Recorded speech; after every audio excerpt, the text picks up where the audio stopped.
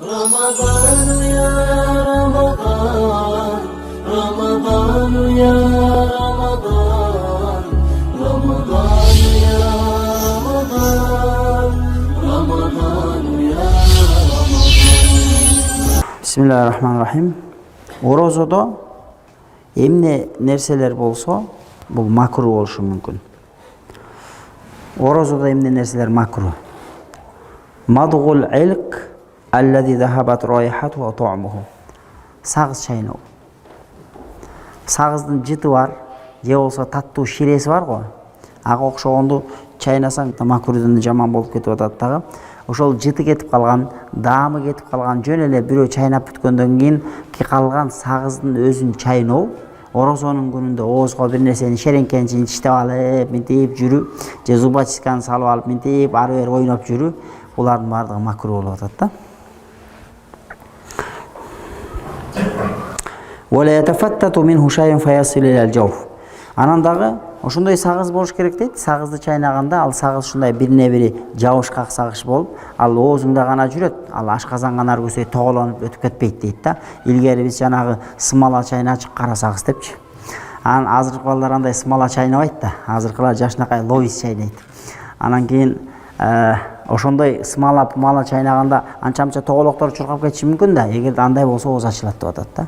Андай болсо ооз ачылат. Бирок адатта ал желе турган тамак болбогондон кийин, мисалы смола чайнадың сен да, кара сагыз чайнадың дагы, баягы тишиң менен чайнап отурган сагыз кылып бириктиресиң го. Анча-мынча чекечкөсүндө майда чүйдөлөр тилди тияктын бияктын тиштин арасында кычык-пычыгында калып калбай бар го. Коксо ошону жутуп алсаң оозуң менен эмне болот десе,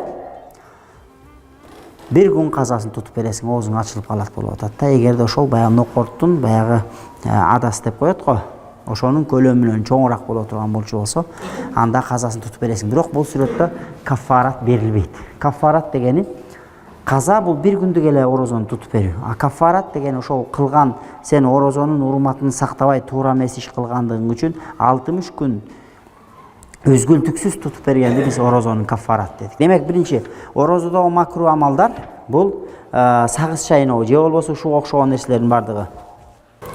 Анан дагы эмнеге десе, бунун макруh болгонунун себеби адам баласы Пайгамбар саллаллаху алейхи хадисте айтат: "Иттaqu мавади'ат тухам". Мусулман адам баласы жалган жала дооматка калып кала турган нерседен оолак болуш керек дейт. Эми сен орозосуң дагы, бирок сагызды чайнап турсаң, бирөө сен турасында жаман ойго кетет да.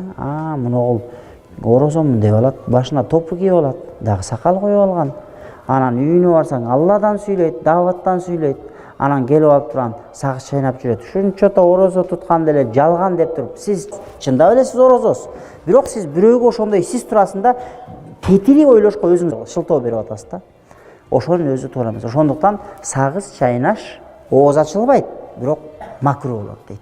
Эмнеге дегенде дагы бир экинчи нерсе бар, кокус сагыз чайнап атып, кулк эткизип өзүң байкабай жутуп алышың да мүмкүн дейт да. Ошондуктан бул баягы орозону бузуп коюуга апара турган амалдар болгондуктан, жанада өзүңө бир дооматты, айыпты алып келе турган амалдар болгондуктан, орозонун ичинде бул сагыз чайнаш ороз адамга макруh деп атат. Бул жанагы жыты жок, даамы жок, даамы кетип калган сагыздар. Даамдуу сагыздар жанагы кээ бир сагыздар чайнасаң таттысы келет деп эле дарбустун даамы жана башканын даамы шилекейин кошуп жутуп бересиң го. Анда ал уже макрудөн да арагыраак болуп калып атат да. Анан экинчи орозодогу макруh амалдар зауқу ма ют'ам ау юшраб мин гайри исалин лил мазуқи илал халқи дейт. Баягы адатта ичиле турган, желе турган тамак аштардын даамын сызып көрүү. Бир нерсенин даамын сызып көрсө, жебейсиң, бирок даамын сызып көрдүң. Мисалы, шорпо кайнап атат, тузунун даамын көрдүң. Же ушундай. Ошого окшогон же болсо салат жасап атасың да, салаттын тузунун даамын көрдүң. Жебейсиң, жөн эле ооздун ичине саласың, даамын көрөсүң, тузун көрөсүң, кайра түкүрүп саласың. Эгерде бул эч кандай себепсиз боло турган болсо, бул да макруh. Эми бирок жанагындай аял киши балага тамак берип атат, анын сахарын ачуу таттуу болбоду, ушуга окшогон нерселерди аял кишиге көрсө руксат. Аял киши жаш бала, эмчектеги бала бар, эмчекке тойбойт, ага нан чайнап бериш керек. Апасы нан чайнап бербесе, бала кечке кесер ооруйт, ыйлайт, сыктайт, жан койбойт. Ошондой жаш балага апасы нан чайнап берсе, жутпастан жөн эле оозуна чалат дагы, нан чайнап баланын оозуна салат, ооз ачылбайт, макруh да болбойт. Эгерде жөндөн жок эле нан чайнап же тамакты оозуна салып кайра чыгара турган болчу болсо, анда ал амалдар макруh болуп калат. Ошол сыяктуу бизде орозодо жаш баланы кайра өпсөң да оозуң ачылбайт. Бул экинчи маселе. Ошол тамактын же адатта иче турган, жей турган нерсенин даамын сызып көрүү бул макруh. Макруh деген сөз орозо ичинде сен сүннөткө каршы иш кылдың деген сөз. Макруh, эгерде биздин Ханафи мазхабында жөн эле макруh деп айтылган болсо, макруh тахрими түшүнүккө келет. Макруh тахрими дегени арамга жакын, арамга бир эле кадам калган макруh. Демек арам деген эле сөз да. Бул маселелер оозуң ачылбайт, бирок сен орозо тутуп жүрүп арам иш кылдың деген сөз болот. Түшүндүкпү? Кийинкиси Кублатур рожул аш-шаб заужатаху. Жаш жигиттин аялын өөп коюусу. Бул дагы макруh дейт. Көрдүңүздөрбү? Жашсың, жаңа эле үйлөнгөнсүң, же болбосо али жашсың. Демек, ошо жаш жигит аялын өөп койсо макруh. Жаш баланы, жаш наристелерди өөп жыттап, аларды көтөрүп эркелетсе эч кандай макруh эмес. Демек, жаш келиндер күйөөсүн өөүшү, же болбосо жаш жигиттер аялын өөүшү бул макруh. Мислахал муанака. Ошол сыяктуу жаш жигиттер орозонун күнүндө күндүздө аял менен кучакташса, же болбосо эми улуу сөздү уят жок, орозонун күнүндө, күндүздүн күнүндө экөө жалгыз комнатада калып эсилишип кетсе, бул дагы болбойт. Ошон үчүн жаш жигиттерге орозонун күндүздүн күнүндө мындай амалдар жасаш макруh болот, туугандар. Макруh деген сөз харам деген сөз. Анткени бул уже бир кадам калды. Нар көздөй сен уже оозуңду ачып жибере турган болсоң, аялың менен кошуп жибере турган болчу болсоң, анда бүттү. Мынакей Айша энебиз айтат. Кана Расулуллах саллаллаху алейхи вассалам юқаббилу ва юбаширу ва хуа сайм ва кана амлакукум лирбихи. Айша энебиз айтат, пайгамбарыбыз алейхиссалам орозо кезинде кээде мени өөт эле дейт. Кээде мени кучактап коет эле. Бирок ал өзүнүн шахватына өтө бекем адам эле, ал ары көздөй баягы ашып кетпейт эле дейт. Демек өөт кучактап коет. Бул жөн эле аялы катары эркелетип коюш мүмкүн. Эгерде кимдеким өзүнө ошондой ишене алса, же ошондой токтоо адам болсо, андай карохияты жок, макруh эмес. Кийинки орозонун макруh амалы инсанды орозодо алсыратып кое турган иштерди жасоо макруh. Мисалы үчүн бүгүн мага бирөө чалыптыр.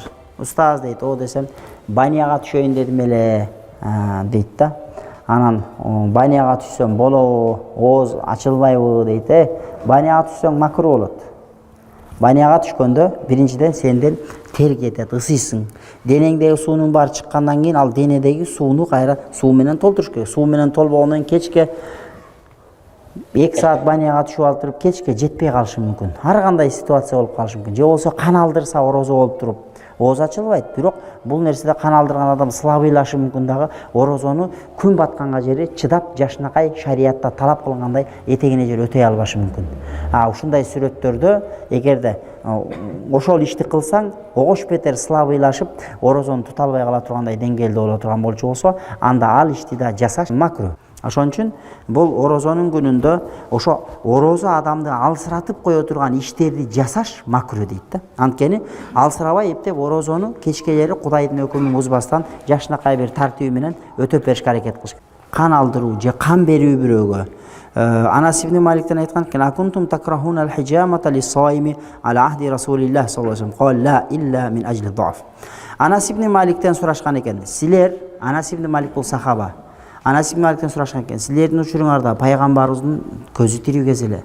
Ошол кезде акунтум такрахуна ал-хижамата лис-сайм. Ороз адамдын хижама кылып кан алдырышын макруh деп билет белеңер? Пайгамбарыбыздын доорунда макруh деп билжиңер беле? Сахабалар кандай элеңер? Ушул боюнча сахабалар эмне деп силер айтат элеңер деп сахабадан Анас ибн Маликтен сураганда айткан экен. Ла, өзү кан алдырыш макруh эмес. Илля мин ажли даф.